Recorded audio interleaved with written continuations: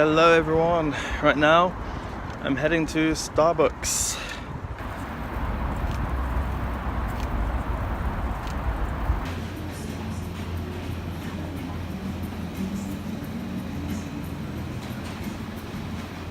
I'm angry and I'll tell you why in a little bit.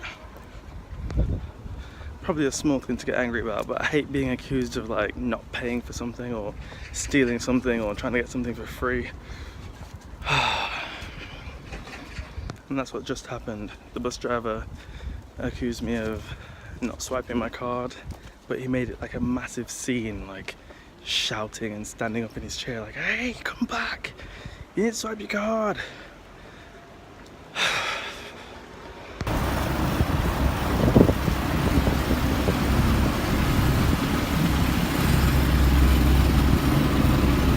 Right, I'm on my way back home now.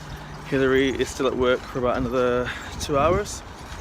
And yeah, I was angry earlier. I'm not angry now, but I was really angry earlier because the way the driver spoke or shouted and like he's pointing, it's got on my nerves. And the main thing is, it's because he doesn't understand how to use the technology. I swiped onto the subway using my phone, and that's a new thing in Beijing. Well, relatively new. It's like about half a year old now. And he just didn't know how to use it. He's obviously never used it before, or I don't know, whatever. So I swiped in with my phone, and because he didn't see a card, even though I heard the beep and he heard the beep, he didn't know what was going on. So he just assumed I didn't pay. And then he sort of like stood up out his chair, like, hey, come back, you didn't pay. And then I was like, I swiped my card. And then the assistant security guard guy who was also on the bus was like, you didn't pay. And I was thinking to myself, the two of you are telling me I didn't pay, but yet the two of you are gonna see in a minute that I did pay. So then I brought it up on the phone, the sort of the history, like the payment history for the card. I brought it up on the phone to show that yeah, I did. And I showed it to them because it was in green, meaning that it was still active, like I swiped on but hadn't swiped off, so it was still active. And the guy's like, it didn't work, you didn't scan it properly. And I was like, oh. So then I did it again, and then it completed the transaction, meaning that I literally pretty much paid for like half a station or whatever, half a stop, because I swiped my card twice, which is like got on and got off straight away. The bus hadn't even driven off yet, so they were both proven wrong. Cheaper bus fare for me, fine, but it was just so annoying. And they were like, oh well, I guess the machine didn't work then. And I was like, the problem is it did work. It worked, and you guys just didn't know. But the way that they accused me of being like, I felt like a thief or a tramp or something, like, oh, you didn't pay. Like the driver and the security guard and everyone on the bus looking at me as if to say, oh, you didn't pay, tramp. So I was like, well pissed off. But anyway, it's over now. And I'm on my way home, so I don't have to think about it again. But I'm still thinking about it. Grr.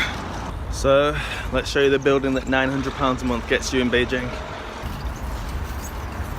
Beautiful. Not. Right, I am back home and it is late. Not that late, 20 past 10. Just two things to talk about. So the first thing is just to finish talking about earlier. I don't like being falsely accused of something like not paying for a bus ticket. Do you know how much the bus costs in Beijing? In Beijing, a single trip costs just 2 RMB. That is about 20 something p. So to be accused of not paying 20p for the bus just feels a bit wrong. Anyway, that's finished and over, and I'm not gonna be angry about it again. The other thing I want to talk about is how lucky we are in the West. Let's just say the West, because I'm just gonna talk about China, but I know that this is an Asian thing, you know, China, Japan, and Philippines, places like this in Asia.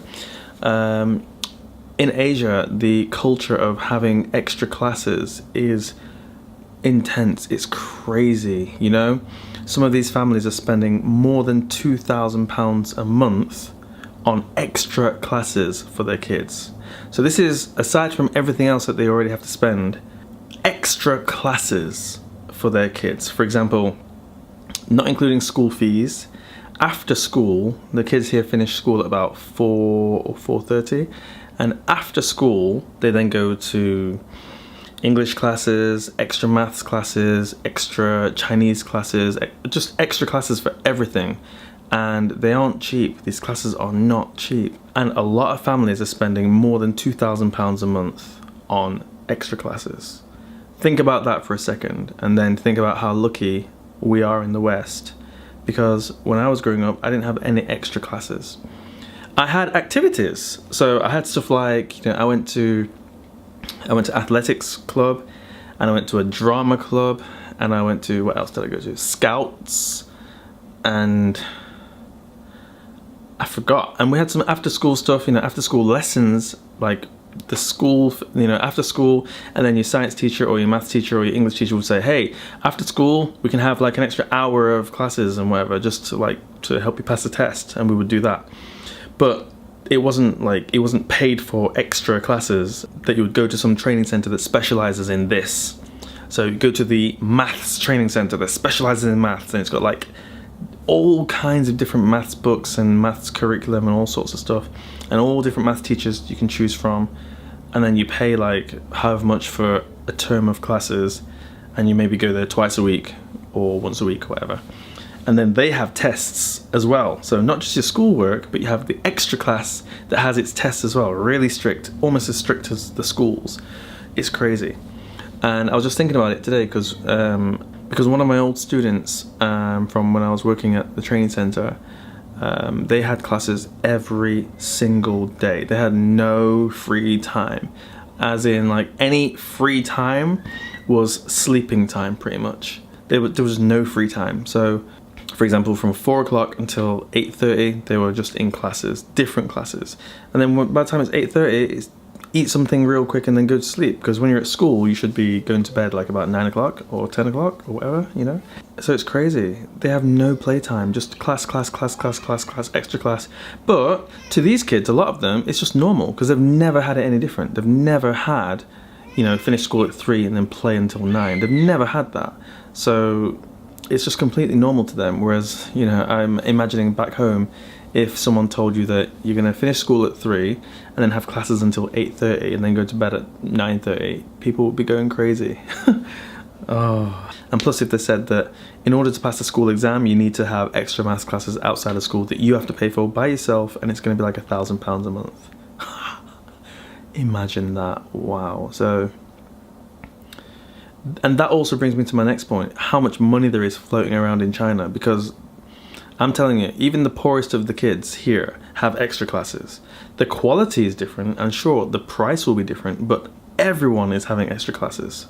Pretty much every single kid has some kind of extra classes. So, and there's no government funding for this. It's all private companies and private teachers and stuff like that. It's a lot of money floating around. It's a lot. And it's a lot of pressure for the kids. So I'm not sure I agree with it, but I don't know, in the world we live in, there's a lot of competition, right? So to be the best, you have to study more. And if everyone's studying more, then you just have to study even more. Or just go to school in a different country where you don't need to have all these extra classes.